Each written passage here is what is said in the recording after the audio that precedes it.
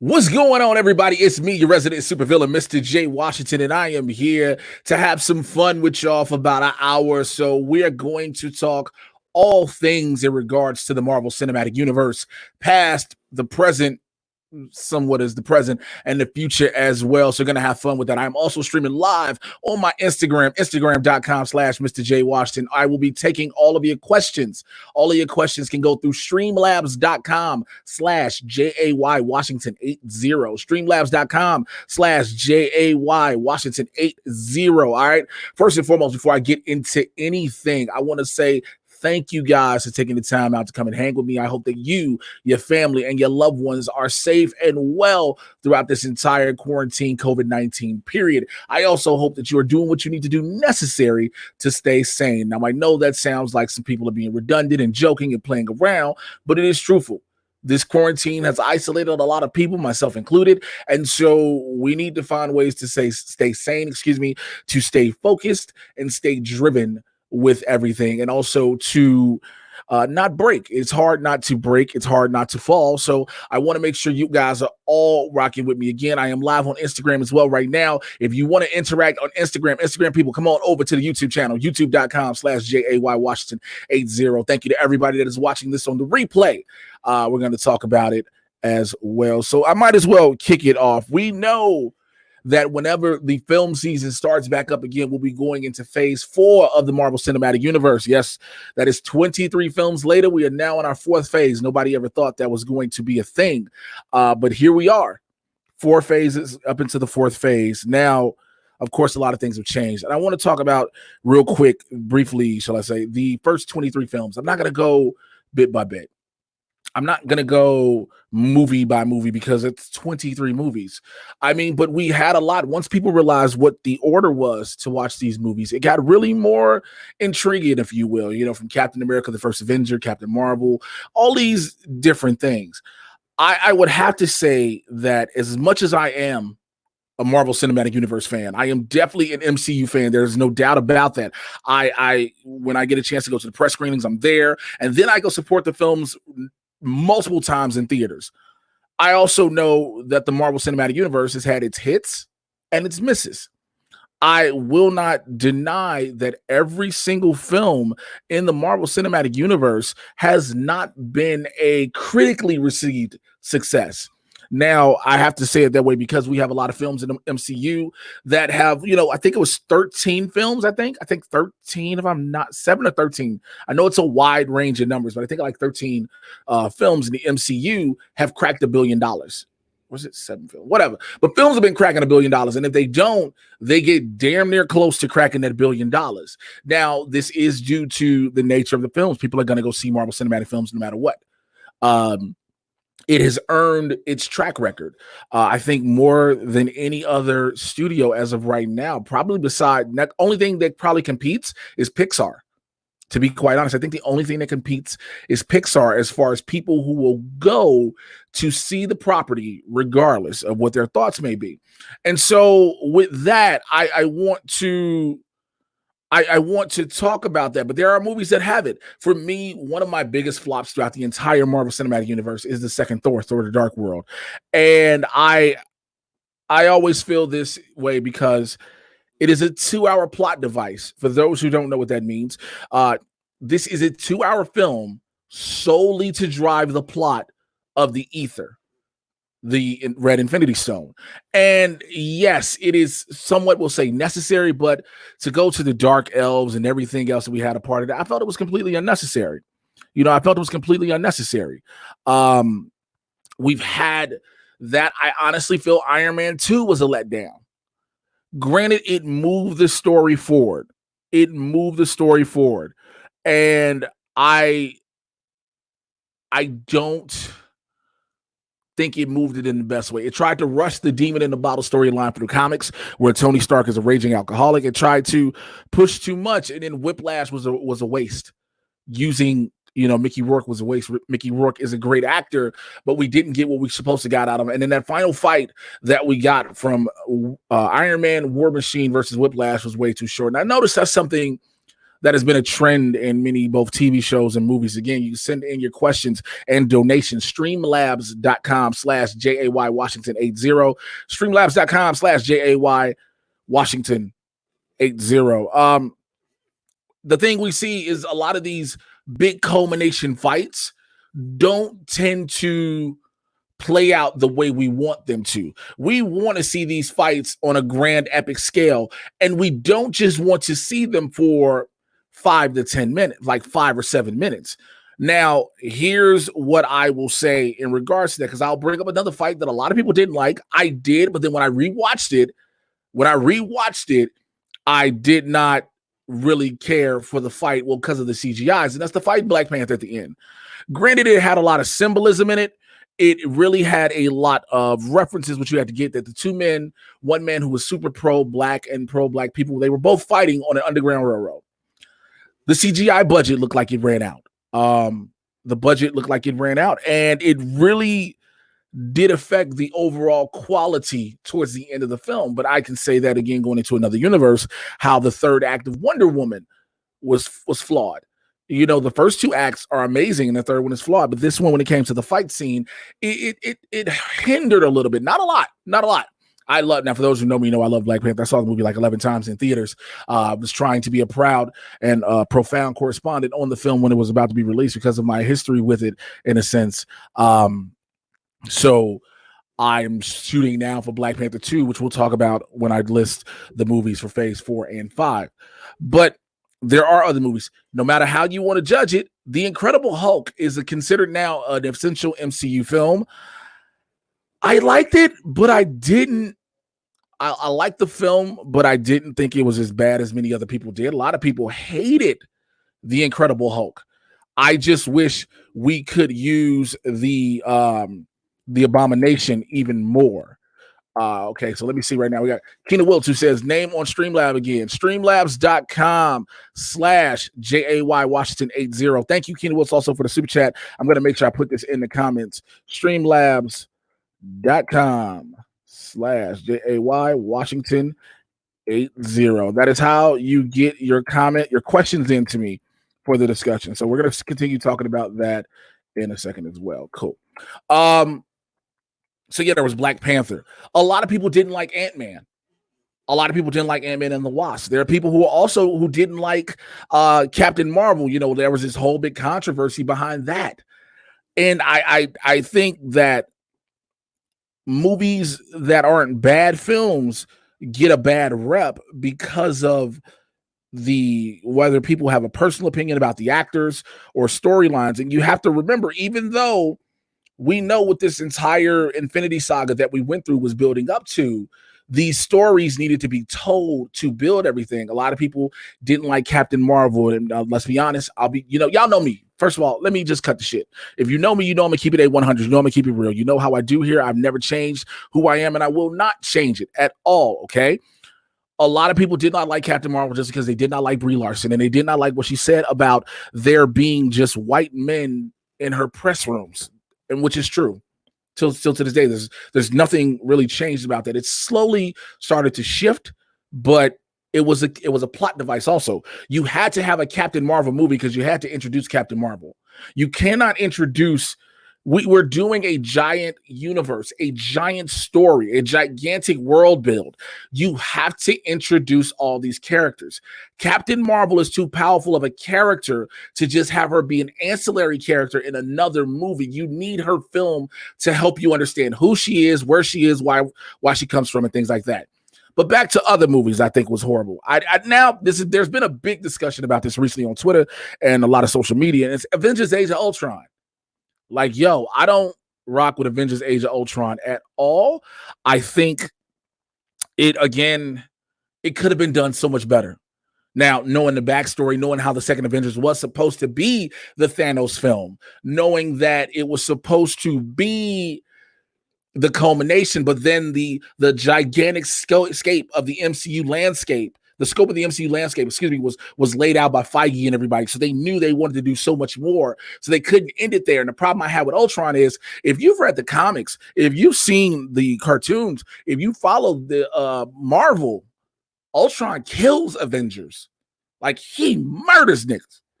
And so to see him be, for lack of better words, so easily dispatched was kind of heartbreaking to your boy.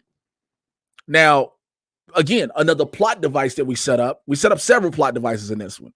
A, you got the Mind Stone. B, you got the Vision. C, you got the tease of Captain America lifting Mjolnir, because that's why it finally paid off in the scene in Avengers Endgame. Okay, so we get all of that. All of that happens. We build all this with the world. And again, there's some other movies let me see. Guardians 2, I didn't like as much as Guardians 1, because Guardians 2 decided to do so much exposition. You know what I'm saying? It started to do so much that it didn't do in the first film, and I get it. Also, I'm going to put the StreamYard link if you are watching and you want to be able to stream in the conversation. Oh, let me make sure I do this again. I just have to put this back up here with me. There you go. My bad. There it goes right up there, y'all. Streamlabs.com/JAY-Washington80. Streamlabs.com/JAY-Washington80. I'm the only one doing this. I'm my own producer, engineer, and everything of the sort. So you already know how it goes. All right. Yeah, Guardians 2, I didn't rock with that heavy. I love the way it looked. Visually, it was beautiful, and visually it set us up for all of the things we would inevitably see in Thor Ragnarok and now going forward.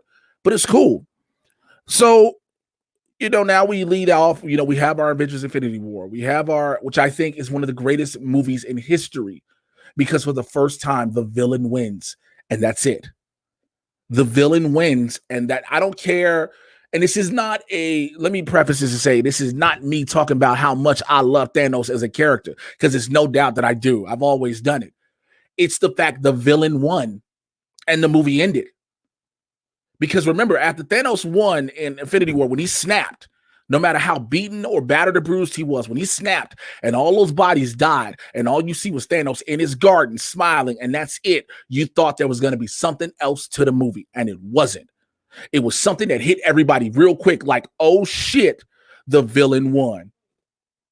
The villain won. I got a couple super chats I will get to in a hot second. Give me a second. I'll get to those guys. But that's why I think it's one of the greatest moments in movie history, because we never directly see the villain win.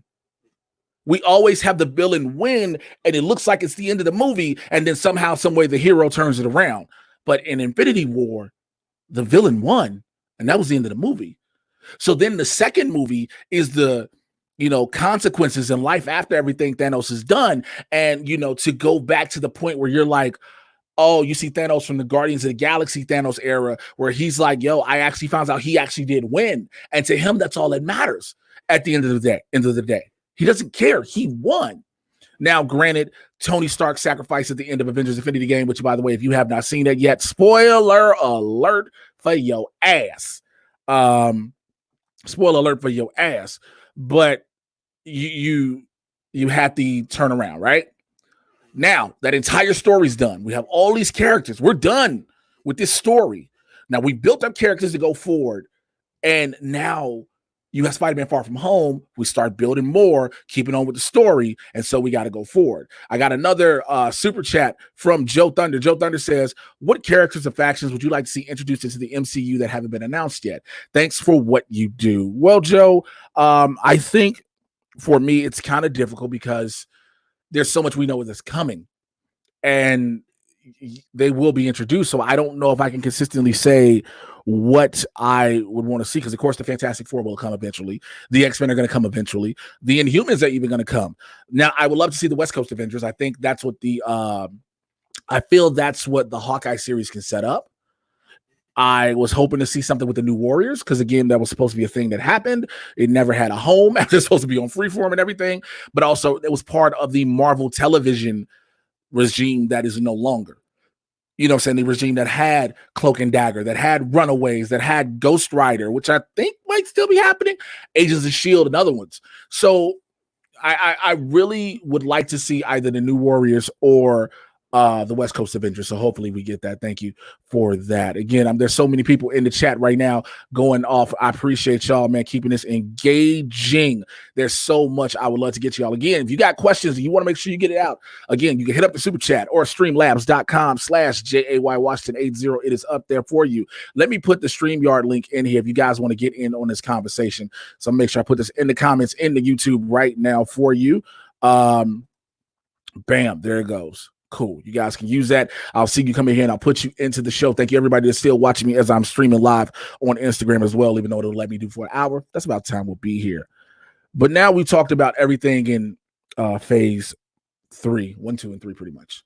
The story culminated, the Infinity Saga. Now we have a whole new phase. We have a whole new thing getting ready to happen. We don't know what the inevitable threat will be.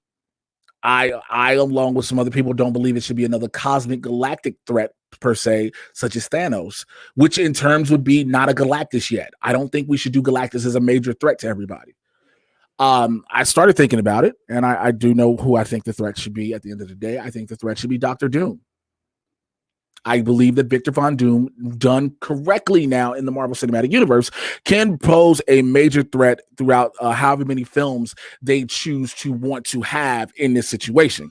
So I bring up the present, and when I said somewhat, well, we all know what the situation is with COVID-19. We understand that a lot of things have been pushed back, some for a year, some indefinitely. We don't know time. Indefinitely does not mean also it definitely does not mean it never will happen. It's an indefinite amount of time, meaning we can't tell you exactly what point this will happen, exactly which point will things come along, exactly which point will you see this. Well, we knew, Black Widow. I was one of those people that was hoping for May 1st, but again, we're in the midst of April, and again, May 1st never was looking like a good thing anyway. But I had held on hope.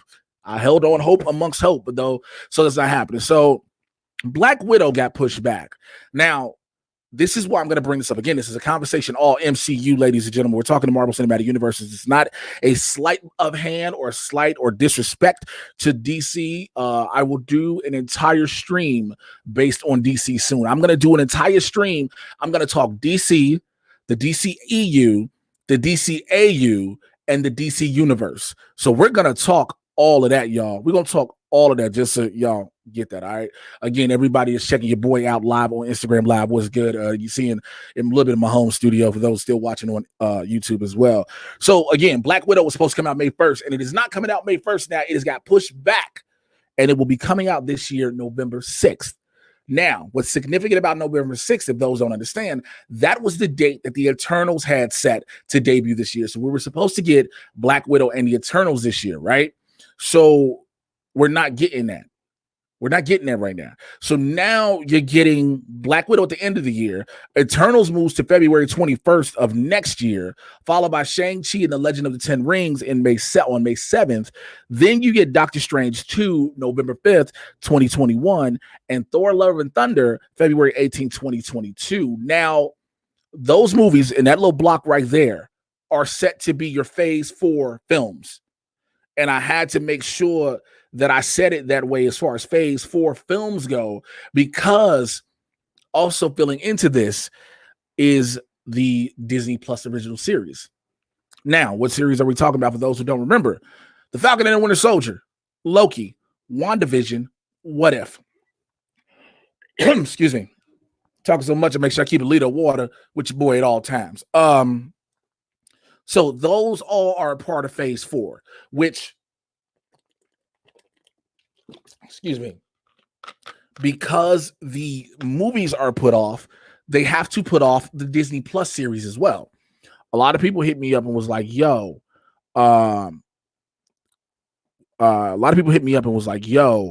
well, why won't they just release the Disney Plus series? Because they tie directly into the movies. Now, I'm going to go to a comment I got over my Instagram Live right now. Of course, I'm at Instagram at Mr. J. Washington. My homie Brandon Troy of Movers and Shakers Unlimited says, not sure about Shang-Chi being in May. That is the list that Disney dropped. That is from the list that Disney dropped. When Disney said they rescheduled everything, when Disney said they were rescheduling, those were the dates that they dropped. The only ones that I feel like will change will be in phase 5. Now, these are some phase 5 movies, a couple of which we have dates for, some we don't. All right. Black Panther 2 is set to come out in May 8th of 2022. Captain Marvel 2 didn't have a date at first. Now it is slated for July 8th. Now, other movies that are not slated are Blade, Ant-Man 3, they just got their writer, Fantastic Four, we know what's happening, and Guardians 3. Guardians 3 has to come later after Thor Love and Thunder, no matter what. Remember, the order, we were supposed to already have things, but once James Gunn was fired, that changed the schedule. Because again, they were trying to figure out who was going to direct Guardians 3, or better yet, even just write and direct it. And who's going to write and direct it. But now with Suicide Squad and everything, it's still going to flow in that order. I think I will say this when it comes to Black Panther 2, I do not think that Black Panther 2 will stay in May. I don't. Granted, yes, I mentioned Thor Love and Thunder is in February. I definitely see that. However, I do see Thor Love and Thunder and Black Panther 2 somehow, some way getting shaken up, because I can see them wanting to keep Black Panther in February, seeing how when it came out in February, with it being Black History Month, with it being everything like that, it had the semblance, it had the history, it worked. So go ahead and they dropped it. Shouts out to Kenyon Wilts again in the super chat. Again, you super chat me on YouTube, or you can go ahead if you're on Instagram, Cash App. The Cash App is Mr. J Washington. Cash App is Mr. J Washington. And you can also go streamlabs.com/JAY-Washington80. The reason I say Streamlabs, YouTube, when you guys donate, I'm grateful and I'm appreciative. It helps me keep all this going. It's helping pay the bills and paying the electricity too. Let's keep it real. But YouTube takes 33%. It takes a big chunk out of it. Streamlabs does not. Streamlabs does not. So please, streamlabs.com/JAY-Washington80. You can donate. Please go ahead and drop something there. Excuse me. Keenan Wilt says Disney New Mutants, Disney Plus or Hulu. Now I did bring up New Mutants because New Mutants is not an MCU film. It's not an MCU film. But if I had to take a guess, it is going to Hulu. Now I know a lot of people have said it won't do that because of the HBO situation and everything. I doubt it, because remember, Dark Phoenix just aired on HBO, so I don't think that would be a major issue. Dark Phoenix, no matter what, it was done as a Fox property. It is now owned by Disney. So I think that, but I think New Mutants will go to Hulu. Honestly, I think the words, and I've tweeted this, I've said this, I stand by this, the words New Mutants in theaters is the worst curse ever for that movie. It's the worst curse ever. By the time the movie comes out, Maisie Williams may mess around, be married with children, as well as Anya Taylor-Joy and all the rest of them. Like, we're going to be like, yo, how old were you when you did this project? Like, it'd be done. So let's go back to the movies in Phase 4. The reason why I say these movies specifically have to push the Disney Plus series. The Eternals, I stand by my belief in the Eternals being the jump-off point for the mutants. I think you can use all that how the snap, Thanos' snap, it affected all of reality, and throughout reality is time, and throughout time is all the time. And so that changes a lot of stuff. When you talk Shang-Chi and the Legend of the Ten Rings, you're going to get the Mandarin. Now, unfortunately, it's not Ben Kingsley like I wanted it to be at the Iron Man 3, because I thought he would have been a perfect Mandarin, but the way they're going with it, I can see how they can do it. When I heard that Fing Fang Foom was going to be in it, I was like, yo, I'm here for all of this. Because at the same time, when we did Iron Fist, no matter how people may feel about Iron Fist, we kind of got a semblance of Shao Lao. So, it is what it is. But Doctor Strange 2, here's why I wanted to really talk about this one. Doctor Strange 2 in November of 2021. This is why that date is so significant. Because before then, possibly October, September-ish, once fall happens, is when we'll finally get WandaVision. Now, yeah. And the reason I say it's why we get WandaVision, because WandaVision will tie directly into Doctor Strange 2. You cannot, I don't think they will drop WandaVision way too early, to the point where you drop WandaVision early in the year and then come later in the year, you have to wait for that story to connect with Doctor Strange 2 when you've done other things in the process. I don't think that's something they're gonna, go with. I don't think so. Yeah, shouts out Brandy. Yeah, dormant genes. I think they're gonna use the dormant genes, and the snap is gonna be what unleashes all of that. Yeah, I just saw something in the chat that I wanted to address because I thought it was the biggest bunch of BS ever, and it's from one of the homies. Ken of Daisy says, watch New Mutants be somehow better than Logan and blow our minds. I want to say this to Ken of Daisy I'm going to look directly into the camera as I say this. I'm going to say this with all my love, passion, and affection in my heart. Are you on fucking dope? What level of cocaine are you doing? Have you just gotten to the point where you started injecting Lysol into your veins? There's no way.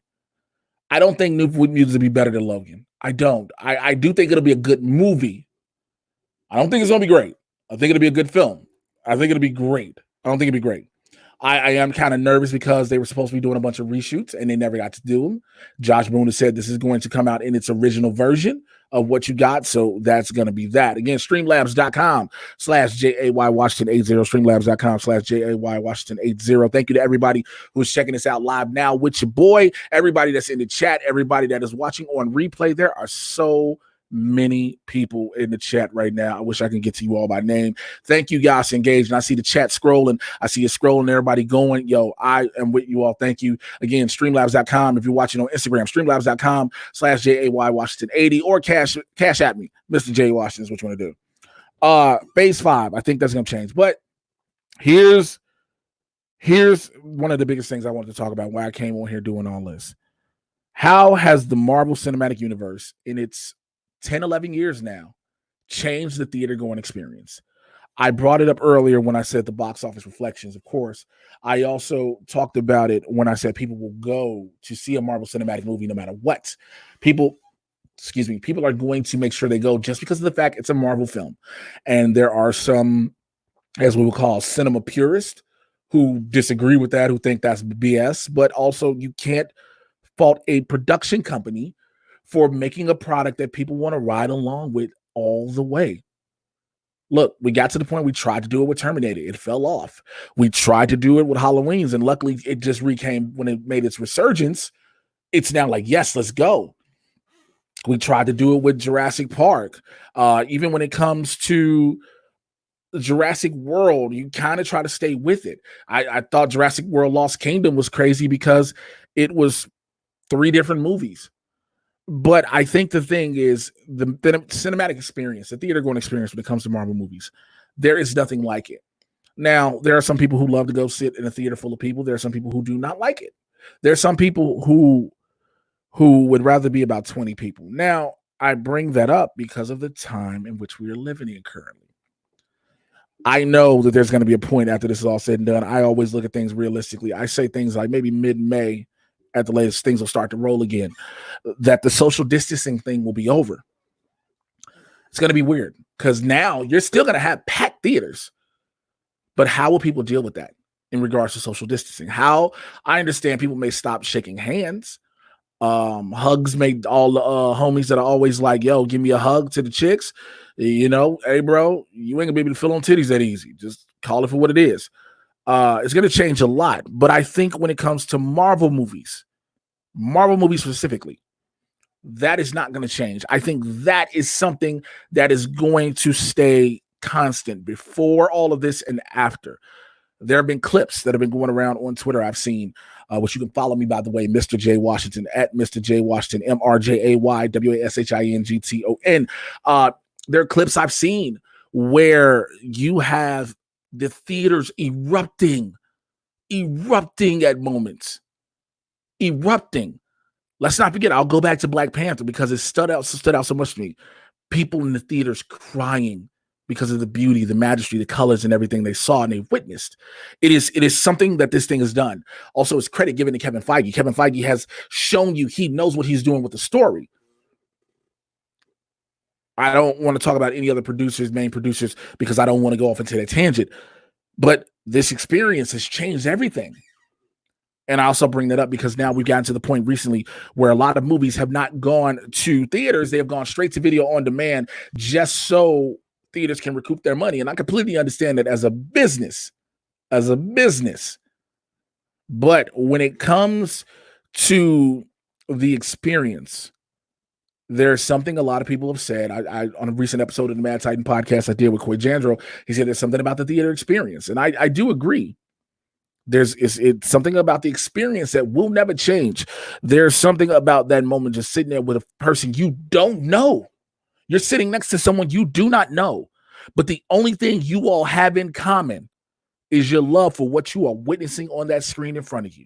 And so when that happens, where there's a moment, you all will reach over, high five yourself. If somebody starts crying, you may console them, give them a tissue. Let's not act like it has not happened. This has brought us together. And yes, there are people who, when it comes to the cinema aspect of things, they hate it. They hate it because they're like, these aren't movies. This isn't cinema. It doesn't have to be. This is taking something many of us have grown up with. We know and love since as children. We read this on pages and looked at characters we watched, we grew up, saw cartoons happen, and now are witnessing them in live action major blockbuster movies. So this crowd is bigger than what anyone ever expects, and it will continue to explode. Continue to explode. Please get your questions in, man. I want to talk to some of y'all. Also, let me repost the StreamYard link if you want to come in the conversation. Here is the StreamYard link. It is in the YouTube chat. You can do that. Brandon ENT says, also the trend of staying for the end of credits. Absolutely, bro. Look, we've done it with some movies. Some. We never made it a habit to make sure no matter what movie we're watching now, no matter what we're watching, we stay to the credits. Now, there are people who are going to say you stay for the credits to give respect to all of the people that worked on the film that you did not see, you will not see, you probably will never know of. I respect and appreciate that as someone who has worked on 5 different movies. I'm on 5 movies. All 5 you can watch on Amazon Prime right now. You can pay to watch. I think Imperfections, you can get it with Prime. That was a dope time. Landline, you can get with Prime. Glass Jaw, I think you get with Prime. And I know you got to pay to see the Workout Room. And I know Chirac is an Amazon movie. But I'm in 5 movies that, not to boast to brag, but I say I'm in 5 films where I watched crews bust their ass. Setting up lights, setting up rigs, everything, moving sets around. These are people we never see. We never see. But that is why people say stay to watch the credits. Fair enough. But when it comes to what I am talking about, in regards to the Marvel experience, we have all learned now that you stay after this movie's over, after the credits, just to see if there's a post-credit scene that's going to lead you into something else. And 98% of the time, we have not been wrong in doing that. It's not failed us at all. We don't just get up and go. If we didn't see a post-credit scene, we're like, damn, I was hoping for it. But at the most part, I know every theater I've been in, and I'm not talking about press releases, press screenings. I'm talking about when I'm in an actual movie theater watching a Marvel Cinematic movie. I know people have gotten up at the credits, and there are literally always going to be people that go, oh, you must be new to this. That's literally going to be a thing. People always go, oh, always must be new to this. So I agree. Yeah, like I said, I agree with myself. I agree with Brandon. This has definitely changed a thing and started trends that never happened. Streamlabs.com/JAY-Washington80. Streamlabs.com/JAY-Washington80. That is how you get your questions in so I can see them, ladies and gentlemen. Streamlabs.com. You know what I'm saying? Again, shouts out to Joe Thunder and Keena Wiltz who have gone ahead and hit me up on the Streamlabs. I appreciate y'all. So all of that's happening, right? This is all in MCU. We have all this going from 2022 of what we have listed. We don't even have the phase 5 dates, right? And I mentioned a bunch of movies in phase 5. I mean, we got 2 phase 5 dates, excuse me. Black Panther 2, Captain Marvel 2. We don't have Ant-Man 2. We don't have Guardians 3. We don't have Blade. We don't have none of these other,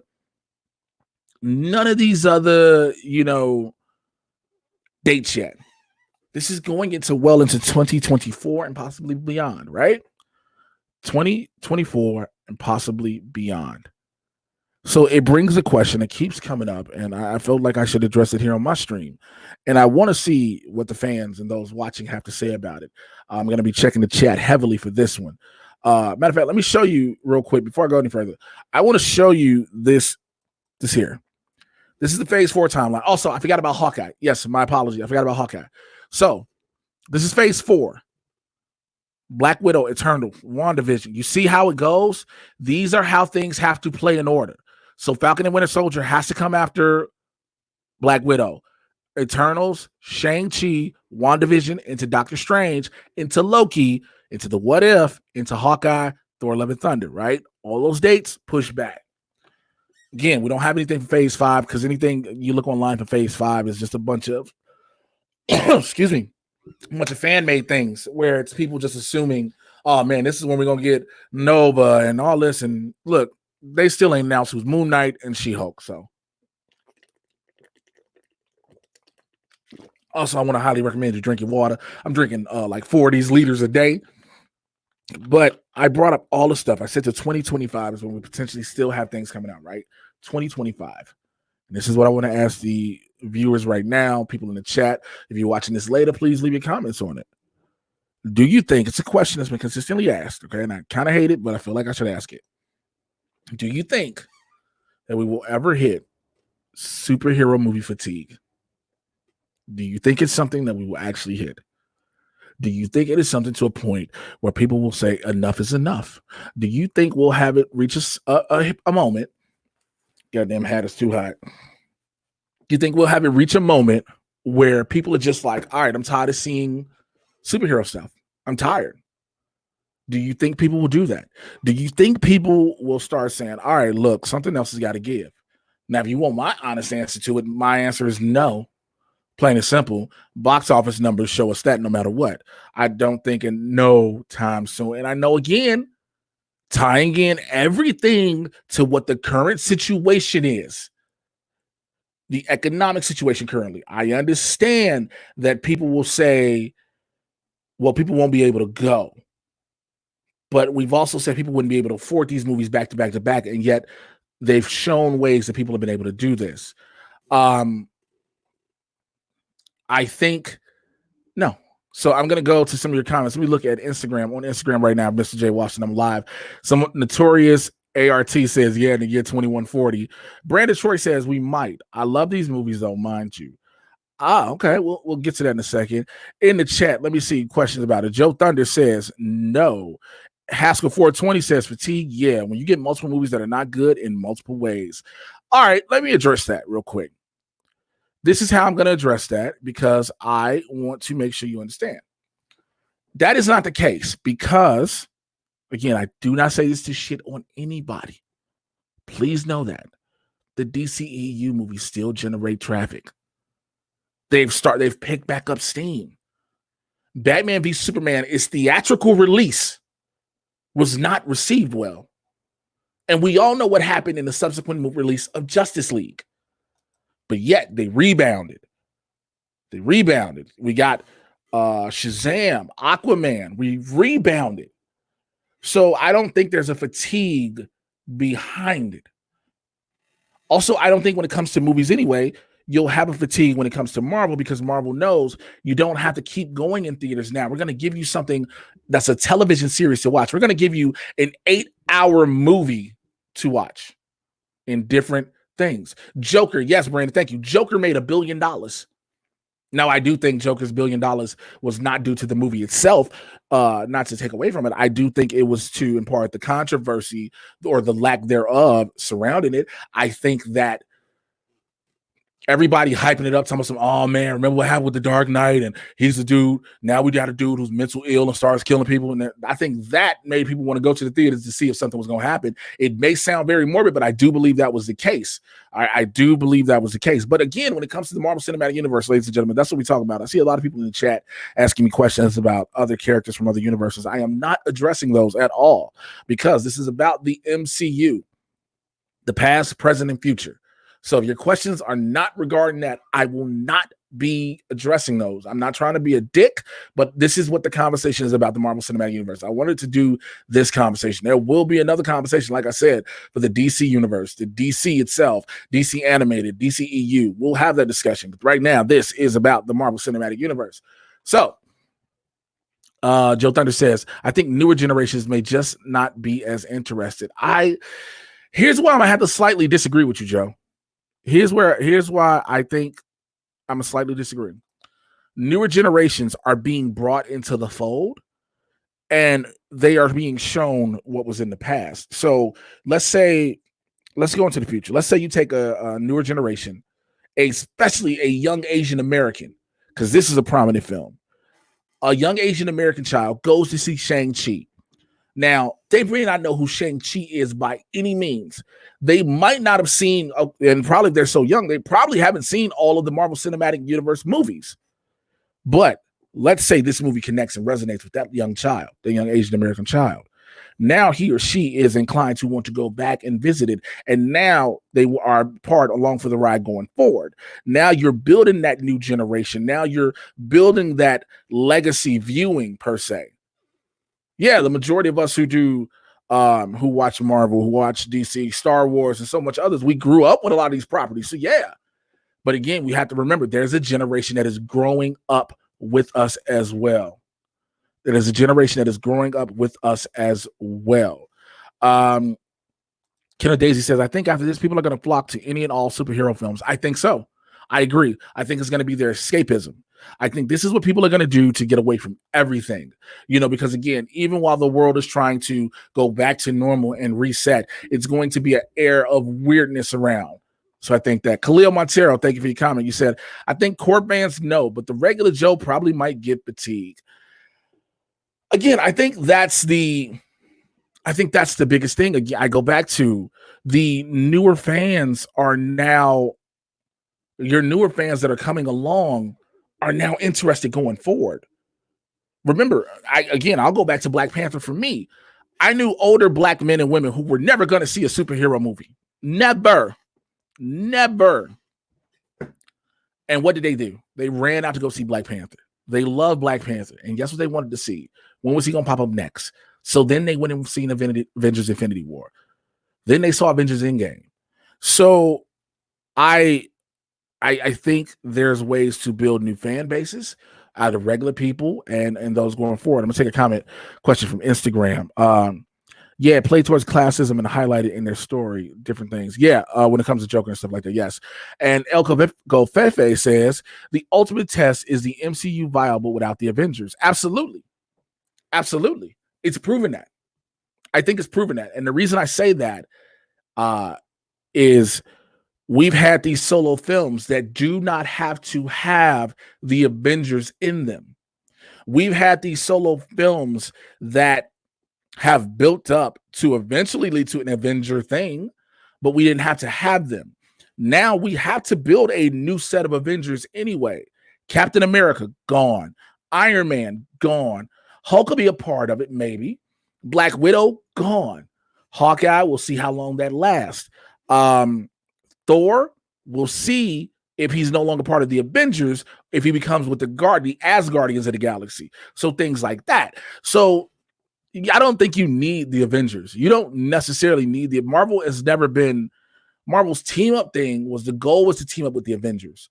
I don't think you have to have those. It's the characters and the actors portraying the characters that people are gravitating to. People gravitated to Robert Downey Jr. as Tony Stark. Women gravitated to Chris Hemsworth as Thor. Some men do. As did they do it with Chris Evans as Captain America, and the list goes on and on. It's something that they have done. Brandon Toy said, had family that had never seen an MCU film till then. Now they've been on board users ever since. Exactly. Haskell 420 says in the comments, Mumra says, I'm not familiar with Shang-Chi, but Netflix should have hit Asian fans with Iron Fist. Screwed that up. Netflix should have hit fans with Iron Fist. Screwed that up. Oh, hit fans better? I believe that. I definitely agree they should have did better with Iron Fist, but also I think that is in part to the rushing that we got with Iron Fist. I know it was a horrible product. Also, the person who was the showrunner of Iron Fist season 1 was the showrunner of the Eternals, ladies and gentlemen. And we all know how that shit turned out. Okay. So there is no thing about that. But this is the one from Haskell 420 I wanted to put up on the screen. It says, Jay, I should have clarified myself better. When I meant in multiple ways, critic and fan ratings in the low percentage, 100 to 200 million making films, only making 50 million total, etc. Well, here's the issue with that. I don't know. I guess I'm considered a film pundit or critic or whatever you want to call me. I mean, I'm an average black dude that does dope shit. I get to have a lot of fun, talk to a lot of people, and just be able to talk about what I love. I love comic book movies. I love comic books. I'm a nerd. I'm a hood ass nerd. For those who know me, I'm a hood dude, but I'm a nerd. Everybody who grew up with me knows, yeah, the nigga's a nerd. But I think critic ratings don't matter too much anymore because people have been pushing back so much against them. You've seen this in the Rotten Tomatoes numbers, from the critic scores to the audience scores, in Metacritic scores and things like that. Now, a lot of people who don't follow all those probably don't matter and mean much to you. You know what I'm saying? Those don't mean much to you. But when it comes to like fan ratings, people are still going to see for themselves. There are going to be properties, no matter what, there are always going to be properties that people will not gravitate to for whatever reason. There are people, like I said earlier, who were not going to watch Captain Marvel. And why? Because they just didn't like Brie Larson. Now, they'll go on the whole thing of, yeah, it should have been Monica Rambeau instead of Brie Larson, blah, blah, blah, tried to play the reverse woke angle. And I know we all know that that wasn't the case. We all know that. We all know that wasn't the case. Because we know, if I've said this shit before, like, let them have gone ahead and said they were doing Monica Rambeau's Captain Marvel over Carol Danvers. Motherfuckers would have lost their mind. We all know this thing. It's the truth. It just is what it is. People didn't like Black Panther. Oh, why we got to push this, blah, blah, blah. Like, yo, calm down. Every other damn near character is, it's their color. People are not going to like some people are not going to see Shang-Chi. Some people just aren't. When you told me it was going to be a tournament style, damn near Mortal Kombat, I was like, first of all, I was here already. Secondly, I'm double here. You know what I'm saying? How do I get on that boat to this tournament? Is what I'm saying. But it's always going to be that. It's always going to be that. So people are still going to go see it. Let me see what else is in the comments. Absent Good says, my wife don't watch comic book movies, but she loved Black Panther and can't get enough of Spider-Man Into the Spider-Verse. Yeah, these movies have changed the game. Now, I know I'll get to that. I think what they're doing in Disney Plus, they seem like Netflix shows. Absolutely. But yeah, I think now, granted, Spider-Man Into the Spider-Verse is something completely different. It is something completely different. It's an animated movie that can potentially tie into everything else. It is arguably the best Spider-Man movie ever. It's pretty much, for me, it's Spider-Man Into the Spider-Verse, Spider-Man 2, Spider-Man 1. Oh, shit. Spider-Man 2, Spider-Man 1, Homecoming. Fuck. I'll do the rankings later, but I know it's up there. But again, if you want to get your questions in, please, I'm doing comments, but if you got questions, please go ahead, drop them streamlabs.com/JAY Washington80. What that does is, honestly, it helps support, man. It's how a lot of us streamers are keeping alive, because all of our jobs are shut the fuck down. All right, so let me see. Haskell 420 has another comment. He says, if people spend $50 million to see a film, shows people want to see it. So fatigue is relative. So as a superhero comic book fan, what would you consider superhero fatigue? I honestly agree. I think the fatigue is when you start seeing the box office numbers dwindling. I don't think people crying and complaining and whining and saying there's too many movies is fatigue. I don't think people sitting there going, oh man, another movie and a TV show. I don't think that's fatigue. I just think that's fucking whining. I think the fatigue is when the box office numbers show it. When the box office shows it. Amara Moses says, plus, as long as Marvel keeps making different genres within the MCU, it's going to be here to stay. That is absolutely right. Every single movie is not the same. I saw a meme somewhere. I'm going to try to find it real quick. I'm gonna try to see if I can find it while I'm doing this. Marvel movies formulaic. Yeah, it was talking about how Marvel movies are formulaic, and somebody completely dispelled that. I wish I had it on hand. I wish I had. Oh my god, it was something about the same ending and everything else. And they were like, "Oh, Marvel movies are just formulaic." I got a same ending meme. See if I can find it. Oh, that ain't how you spell meme. I spelled the M-E-E-M. Meme. Okay, clearly I can't find it. I tried. All right. So people have said that Marvel movies were formulaic, and that was going to be one of the things that would attribute to to fans having this fatigue and just buying out, not buying in, buying out of Marvel. And that's not true. That is nowhere near true. None of the movies are formulaic. They're literally not the same. Their biggest movies, like all these movies have hit peaks, but there's some of their highest movies have all had different endings. Again, I said it earlier in the stream. In Avengers Infinity War, the villain won. The villain won. You know what I'm saying? So why, you had that in Black Panther. The hero won, but it was literally to save country, not the world. Which is another. Let me see. Another one. There's a bunch of different ones. But people would say that would cause fatigue, and I disagree with that. I really don't think so. Thank you to everybody in the chat. I think my son is watching me live on Instagram. If you are, do me a favor, wave again. I saw you sent me a Instagram DM. I will get back to you on that. I don't see too much wrong with what you were doing in your patterns and your routes. So yeah. Star Drew makes a great point. All the endings of the Avenger movies are different. Yes, they're all different. Avengers Age of Ultron did not end with the Avengers killing Ultron. It ended with Vision killing him, because Vision, him and the Vision are connected. You have Infinity War. Avengers Endgame ends with a funeral. With a giant funeral and everything else. So I don't know why people would say it's formulaic. I don't get that. I don't think it is. I don't think there is a set pattern. I think they do completely do different genres. The movies may look the same as far as how they're shot.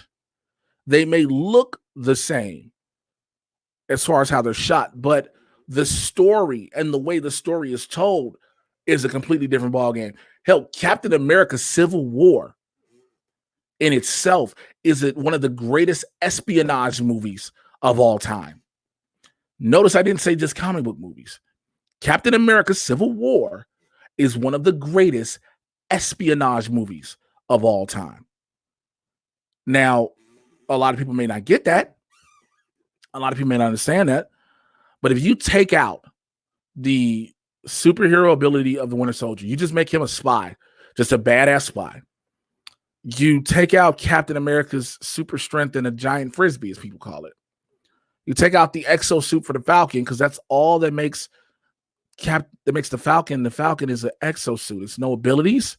It's just a suit with a backpack with some wings. You take all that away, which is only 3 things, and it's not prevalent, really. You see a lot of fighting, but you don't see much of the superpower element. You have one of the greatest espionage movies ever. The story is so well done. Robert Redford being the double agent, if you will, finding out all these other people who were Hydra agents and whatnot. It's the ultimate spy flick, the ultimate espionage flick. Yes, Star Drew, Captain Marvel is different. It's like a Bourne movie. Yes, it is. I definitely agree with that. Oh yeah, I'm sorry. I keep saying Civil War. I apologize. Why is my brain saying Civil War? My apologies. Thank you. Everybody kept saying it, and I've been working all day.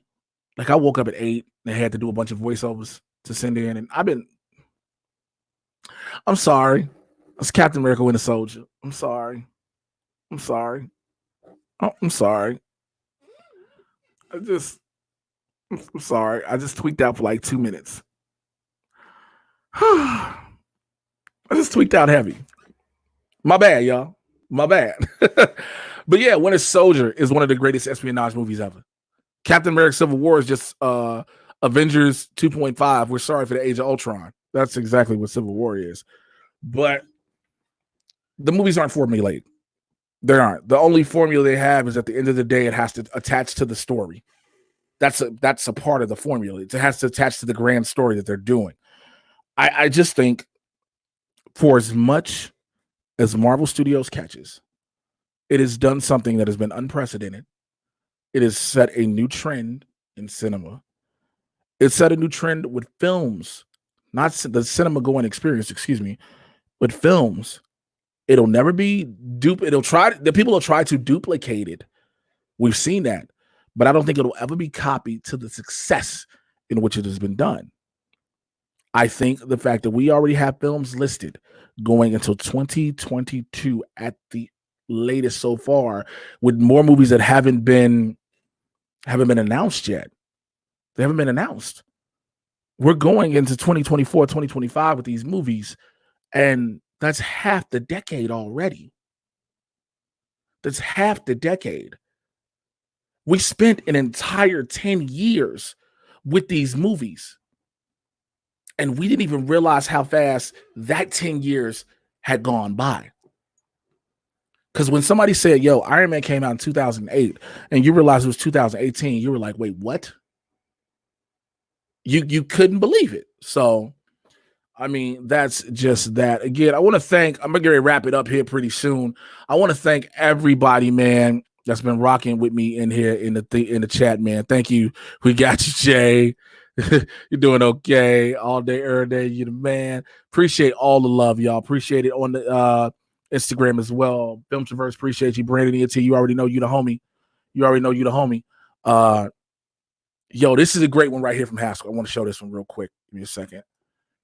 We got political conflicts in Black Panther, political espionage thrillers in Winter Soldier and Civil War because of Zemo. Heist films, yes, in Ant-Man and in the back half of Endgame. Ant-Man was a great heist film, and people forget about that. That entire movie is a heist movie. It's about Scott stealing the suit, then having to basically steal another suit. Black Panther is based predominantly on Ta-Nehisi Coates' run with the political element of the power struggle within Wakanda. So I just wanted to make sure I dropped that in there. Thank you for everybody that's rocking with your boy on Instagram Live as well. Listen, I want to thank y'all for sticking with me for this hour, man. I just wanted to come on here. You want to see, before I go, I got something. I would love to see a horror version Marvel movie, which you are going to see. You are going to get the first official Marvel horror movie in Doctor Strange Into the Multiverse of Madness. Scott Derrickson was going to do it, and I clearly think there was probably some creative differences. But now that you got Sam Raimi, I think that's good to go. But back to what I'm saying, I thank you all for rocking with me for this hour, man. I decided to come on here and do something different than everything. I think we needed to talk about all this. We needed to have something different to talk about. I do Blurs in the Hood from Wednesday. Y'all already know this live every Tuesday. And we just clown. We just act a fucking fool for 2 hours. We talk pop culture, news, entertainment, sports, nerd stuff, and a whole lot more. But I always wanted to come on here on my channel and do some stuff you either know me for already or stuff you don't know me for. So a lot of people who are always like, yo, Jay, ain't you a comic and you a stand-up and you must be this funny dude? Yeah, but I'm also a nerd. And some people are like, yo, you the pro wrestler dude. Like, you the dude slamming people. You the dude with the Search for Spears video. Yeah, that's me, but I'm also a nerd. And then people are like, yo, where's the nerd Jay we used to see on Nerdist, on Collider Heroes, Collider Movie Talk? Where's that dude? And that's me right here. So that's what I'm here for. I want to thank all y'all. I appreciate y'all so much. Listen, I got one more question that came in from Film Traverse on Instagram Live. He says, does an MCU movie need a big-time actor name to be the lead? Or can it succeed at the box office with an unknown actor as a lead? I believe it can. Because why? Marvel has proven itself so much now. Granted, you have things with live. Also, for those on Instagram Live, I got 24 seconds left. Y'all finna get cut off. They only give you an hour stream. That sucks. So thank y'all on Instagram Live. I appreciate y'all. Jay, if you're watching, Daddy's gonna hit you up. Now, go back to this. Thank y'all seriously to everybody. I appreciate it. Yes, Kenneth, I'm doing the technical work, the editing. I took a picture yesterday of all the setup I have for when we do Blurs in the Hood. This is all me. This is all me. I'm trying to add to my, repertoire and everything, and trying to build up the resume even more. Shouts out to Ken Daisy, who dropped in on the Streamlabs. Said, Jay, it's not much, but at least get some TP or water out of it. Thanks, brother. I appreciate you, Ken Daisy, for everything, man. I really do. Thank you all for rocking with your boy. Thank you, Mumra. Thank you, Haskell 420. Thank you, Khalil Montero. Yo, I'm going to be that cool-ass nerd. I'm going to be that dude. I'm going to be that down-to-earth nerd. I'm going to be the dude that's like, yo, I'm not finna be anybody else. I'm going to tell you shit and keep it 100 with you. You're going to rock with me or you don't. Plain and simple. You know what I'm saying? Y'all know how I am. If I love something, I love it. If I hate it, I hate it. And if you don't like something, I want to hear you. But make sure you have a legitimate reason when you come to me. Because I don't like hearing bullshit reasoning. Oh, well, I just don't like it. Well, you got to have a reason why you just don't like something. You can't just not like it, not to not like it, right? I don't think that's a thing. All right. Well, listen, I'm going to make sure this video is up and available. You can go ahead and revisit it. If you are watching this, catching it late, please share this. Share it to everybody. Let's get this nerd talk going, man. I will be back. I'm trying to do this at least once or twice a week, trying to blend in everything with all my schedule that I've made for myself to keep busy. I'm about to go ahead and do some yoga now. Yes, I've been doing yoga. I'm still on the beginners because I got to get my thighs loose. But I'm going to go ahead and do some yoga. Twitter and Instagram, y'all follow me at Mr. J Washington, MRJAY. You should know how to spell Washington. It's right there in front of you. Join my Supervillain Squad, patreon.com/Mr. J Washington. One of my old stand-up clips, y'all, is up there, man. So I want to put up some of the classic stand-up clips. Some stand-up videos are going up there, and interviews I forgot to put up that I found them because I didn't know if I had the audio. The interviews with the cast of Pennyworth and the showrunners of Pennyworth are going up there next on the squad. Make sure you are subscribing here to the channel. Appreciate y'all. And check out Blurs in the Hood every Tuesday live on the Blurs in the Hood YouTube channel, youtube.com/BLERDS, the letter NTHEHOOD. Listen, I appreciate y'all. I'll holler at y'all later. Take care. Y'all already know I'm going to be on social media after I do this yoga. I'm out. Bye.